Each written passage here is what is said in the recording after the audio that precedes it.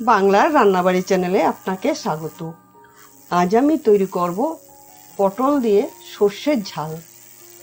এই রান্নাটা কিন্তু ইউনিক একটি রান্নাটা খেয়ে অবশ্যই বলতে হবে রান্নাটা খুব সুস্বাদু, আর সবাই কিন্তু পছন্দ করবে। আপনাকে প্রতিদিনই বলবে যে এই রান্নাটা করতে, এতটাই সুস্বাদু। অনেক সময় কিন্তু পটল পোস্ত খেয়েছেন, এই রান্নাটা খেয়ে দেখবেন পটল পোস্ত কিন্তু হার মানিয়ে দেবে। দেরি না করে রান্নাটা আপনাদের সামনে দেখাচ্ছি কিভাবে আমি রান্নাটা তৈরি করব। প্রথমেই কিন্তু আমি নিয়ে নিচ্ছি কয়েকখানা পটল আমি খোসা ছাড়িয়ে নিয়েছি। ঠিক এইরকমভাবে খোসাটা ছাড়িয়ে নিতে হবে। আর পটল কিন্তু একটু চিড়ে নিতে হবে যাতে এতে তেল মশলা ঢোকে। একটা বাটিতে নিয়ে নিচ্ছি 5টা কাঁচা লঙ্কা আর 1 টেবিল চামচ লাল সর্ষে। এটা আমি শিলনোড়াতে বেটে নেব। এই পাশে কিন্তু গ্যাস জ্বালিয়ে একটা কড়াই বসিয়ে নেব। কড়াইতে দিয়ে দিচ্ছি আমি 4 টেবিল চামচ সরষের তেল। সরষের তেলটা ভালো করে গরম করে নিতে হবে, আর না হলে কিন্তু কাঁচা তেলের একটা গন্ধ আসে, রান্নাটা একদম বাজে হয়ে যায়। তেলটা গরম হওয়ার পর আস্তে আস্তে করে কেটে রাখা যে পটল, সেই পটল এর মধ্যে ছেড়ে দিচ্ছি। পটল কিন্তু ভালো করে ভেজে নিতে হবে। দিয়ে দিচ্ছি আমি স্বাদ মতো নুন দিয়ে ভালো করে পটল আমি ভেজে নিচ্ছি। ঠিক এরকমভাবে নাড়াচাড়া দিয়ে 2 থেকে 3 মিনিটের মতো নুনটা মিশিয়ে নিচ্ছি। তারপর আমি ঢাকা দিয়ে দিচ্ছি 3 থেকে 4 মিনিটের মতো। 3 থেকে 4 মিনিট পর ঢাকনাটা খুলে আমি আবার নাড়াচাড়া দিয়ে পটল আমি লাল লাল করে ভেজে নিচ্ছি। পটলটা যতটাই ভাজা হবে ততটাই কিন্তু পটলের ঝালটা খেতে ভালো লাগবে। পটল ভাজা হয়েছে, আমি এরপর একটা পাত্রে তুলে নিচ্ছি।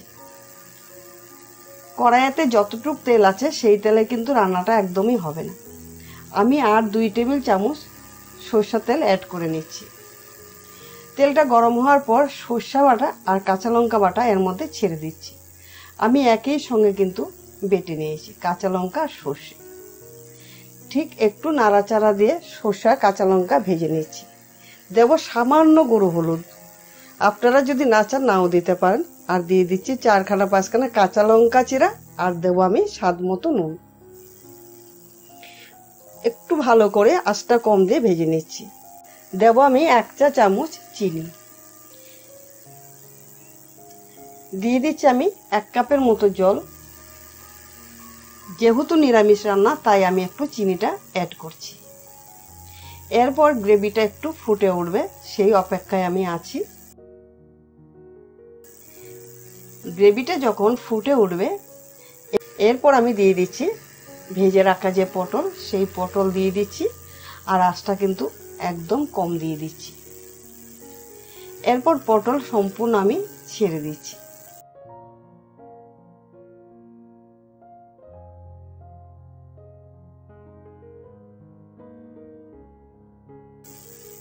পটলটা ছেড়ে দিয়ে একটু নাড়াচাড়া দিয়ে মিশিয়ে নেব। দিয়ে দিচ্ছি আমি 1 টেবিল চামচ কাঁচা সরষের তেল। এরপর 2 থেকে 3 মিনিটের মতো ঢাকা দিয়ে রেখে দেব, জলটা যেন শুকিয়ে যায়, পটলটাও যেন সিদ্ধ হয়ে যায়। 2 থেকে 3 মিনিট পর ঢাকনাটা আমি খুলে দেখছি অনেকটাই কিন্তু জল শুকিয়ে এসেছে। বাকি জলটা নাড়াচাড়া দিয়ে শুকিয়ে দেবো। থাকবে শুধু গায়ে গায়ে সরষের তেল। এতটা টেস্টি রান্না। যদি রান্নাটা ভালো লাগে অবশ্যই কমেন্টে জানাবেন রান্নাটা কেমন লাগলো, আর অবশ্যই রান্নাটা করে একবার খাবেন অন্তত। আশা করি খুবই ভালো লাগবে। রান্নাটা অবশ্যই করবেন, বন্ধুদের সঙ্গে ভিডিওটা শেয়ার করবেন। যদি ভালো লাগে আমার চ্যানেলটিকে সাবস্ক্রাইব, লাইক, শেয়ার করতে ভুলবেন না। আপনাদের একটি সামান্য সাবস্ক্রাইব আমার কাছে কিন্তু অনেকটাই দামি। আজ আমি এখানেই শেষ করলাম। ভালো থাকবেন, সুস্থ থাকবেন। ধন্যবাদ।